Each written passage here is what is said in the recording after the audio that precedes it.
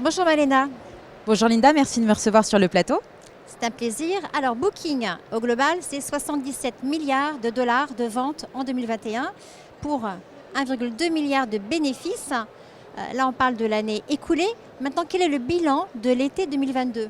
Alors depuis le début de l'année, on remarque un engouement pour le voyage. Il y a un effet de rattrapage. Dès le deuxième trimestre, en préparation des vacances d'été, on a remarqué qu'il y avait vraiment un volume de nuitées qui ont dépassé les niveaux pré-pandémiques. On a enregistré 246 millions de nuitées. Et cet engouement continue sur l'été. À date, ce que je peux te dire, c'est qu'en tout cas, on a dépassé sur les nuitées enregistrées les niveaux 2019 et on est très enthousiaste de voir que la reprise du voyage est là et dépasse les niveaux pré-pandémiques.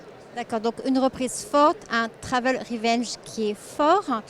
Néanmoins, les plateformes évoquent une hausse de 30% des tarifs dans l'hôtellerie cet été. Compte tenu de l'inflation, des inquiétudes par rapport au pouvoir d'achat, cette reprise ne risque-t-elle pas de s'essouffler? Alors effectivement, on voit qu'il y a ces problématiques d'inflation, d'augmentation des prix. Néanmoins, quand on regarde les chiffres, comme je te le disais, l'engouement est toujours là et les niveaux de nuitées enregistrés, voire de projection de nuitées, font que on n'a pas d'effet ou d'impact négatif sur le volume de réservation. Pour aller plus loin, par exemple, le quatrième trimestre, on voit qu'on a à date enregistré déjà plus de 15% de nuitées par rapport à 2019. D'accord, une croissance de 15% sur la fin de l'année. D'accord. Revenons à l'été 2022.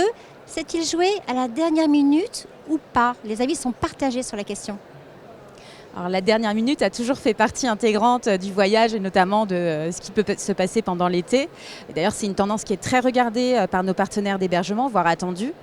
Lors de notre dernière étude Travel Prediction 2022, cette étude nous montre que 71% des voyageurs français recherchent plus de spontanéité pendant leur voyage, plus de flexibilité.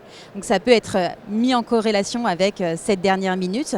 On a aussi dans les comportements de réservation l'utilisation forte du mobile, puisque au deuxième trimestre, 60% de nos nuitées ont été réservées via mobile et sont un bon outil de réservation au dernier moment, notamment des vacances d'été.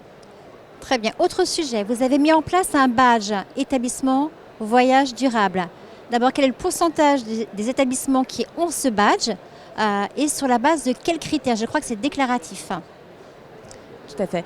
Effectivement, en 2021, on a lancé le badge établissement voyage durable pour donner plus de visibilité à nos établissements qui ont mis en place des pratiques de développement durable en faveur du développement durable.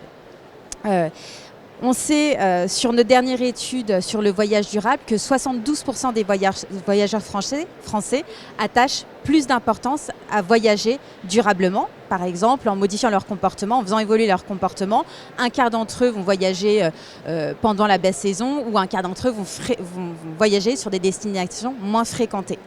Le badge établissement durable aujourd'hui est visible auprès de 145 000 partenaires d'hébergement sur booking.com et notre objectif c'est vraiment de créer un cercle vertueux avec un maximum de partenaires qui vont acquérir ce badge et nourrir notre vision du voyage durable. Très bien. Alors parlant justement de cercle vertueux, est-il possible pour un consommateur, pour un voyageur de réagir en disant cet établissement se dit durable mais en fait c'est pas tout à fait juste, il faut qu'il revoie sa copie sur certains critères?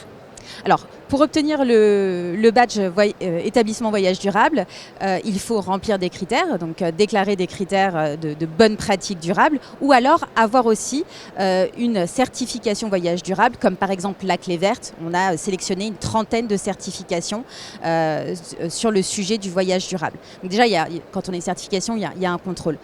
Au-delà de ces contrôles, on a 290 millions d'avis sur la plateforme booking.com qui sont des avis vérifiés et effectivement, nos voyageurs peuvent laisser un avis sur les pratiques durables, les bonnes pratiques durables mises en place par nos partenaires.